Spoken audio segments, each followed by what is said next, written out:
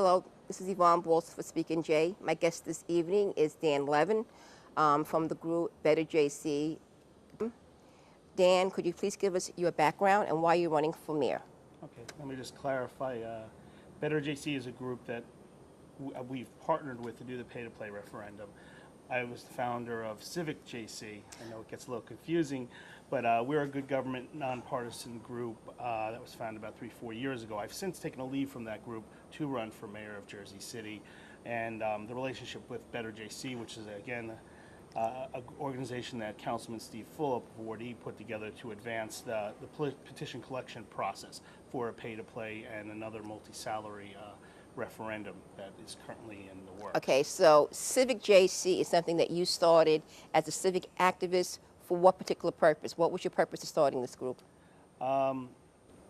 It culminated after a number of issues and projects in the city seemed to, while politicians in both in words and even legislatively would advance a project such as the 6th Street embankment and bring the East Coast Greenway to Jersey City, the laws would be passed, but then it would stop. There's no leadership, and you almost see obstruction, collaboration with other interests that perhaps would like to get their hands on the land.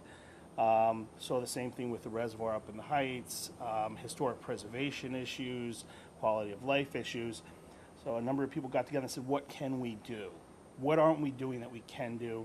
And we felt it was, at the time, we were going to start a political club. People weren't interested in that, at least the people I was working with. And we felt that a citywide, and citywide is very critical, but a citywide good government advocacy group was what Jersey City lacked. There's no checks and balances in the city. We need somebody watching what's happening.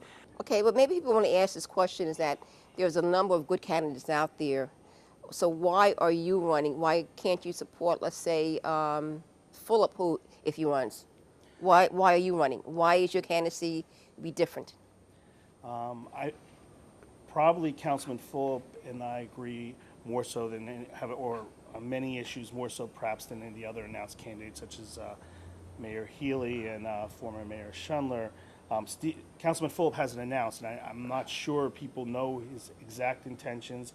However, even if he chooses to run at a later date, I believe there's enough differences in our views of government and the influence of both money and how to go about moving legislature forward in government and how the public should be involved in that there will be some very clear differences in myself and Councilman Fulop if he were to choose to run, and that would be the candidate closest and where I would probably share the most similar views. Okay, for people who are not aware of this yet, I'm quite sure many are, we have the two proposed ordinances, which is pay-to-play and the one on having 2 jobs. Now, Civic JC is responsible for pay-to-play, but not for necessarily for the 2 jobs ordinance? Correct. Myself and other members of Civic JC, I think, brought pay-to-play reform issues to the table in Jersey City a couple of years ago. We made presentations to the City Council. We started working on a referendum related to redevelopment pay-to-play, and as we learned more about the process, felt that wasn't viable as a referendum. It would have to be done by City Council ordinance.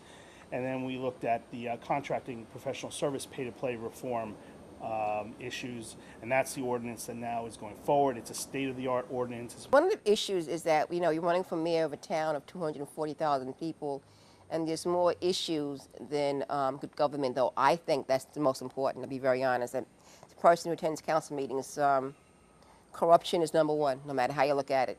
But we have a town in which issues such as police and development is extremely important. So what is your issue on the police department we're having right now? I'll give an example. We live downtown, and the only time I see a police officer is when they're doing development and you have an off-duty cop working. So we have, according to what I see, is that a severe problem with crime. Crime is going up, though the mayor says it's going down. Well, violent crime, especially on King Drive, it is extremely difficult. What is your approach on that? I think related to public safety and the police department, and with the idea when you start with yes, our problem is good government, it comes down to good government because you cannot be successful in making decisions and implementing projects and programs without the fundamental structure in place. But with regards to public safety, we have the benefit of being right across the river from New York City, one of the largest cities in the world. And they have attempted many different programs to deal with crime and reduce crime. I believe in the case of our police department, I would look to bring or advance internally individuals that are willing to embrace best practices. Fundamental management about improving how anything is run is looking at how other people do things, find out what are the best practices, and implement them in our city. Where someone is promoted within a year or two of their retirement just to balance up their pension. Those kind of things are counterproductive because they're also demoralizing to probably most of the department that are very competent, proficient professional